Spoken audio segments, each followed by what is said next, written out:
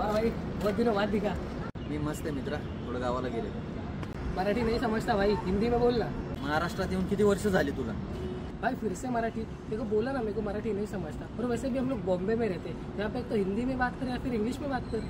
पहिली गोष्ट बॉम्बे नाही, मुंबई.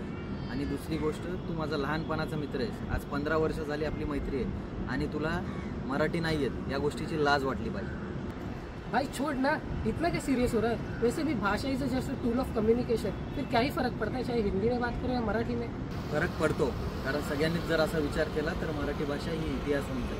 आणि इतिहासावर बोलणारे अंडूपांडू काही कमी नाही आहेत, ज्यांना रामायण आणि महाभारत सुद्धा एक कल्पना वाटते. ते उद्या माझ्या राजाच्या इतिहासाला सुद्धा काल्पनिक आहे बोलतील. आणि मराठीतूनच छत्रपती शिवाजी महाराज उमगले, ज्यांनी फक्त तलवारीवर नाही तर मराठी भाषेवर सुद्धा स्वराज्य घडवलं. संयुक्त महाराष्ट्राची चळवळ माहिती आहे का तुला?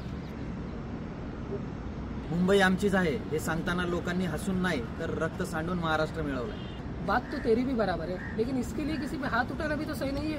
आम्हाला कोणत्याही नॉन महाराष्ट्रीयांबद्दल तिरस्कार नाहीये, पण मराठी आतीही नाही हे बोलण्यापेक्षा मराठी शिकतोय हे बोला. आणि बोलणारच नाही, बोलल्यावर कानाखालीच पडणार.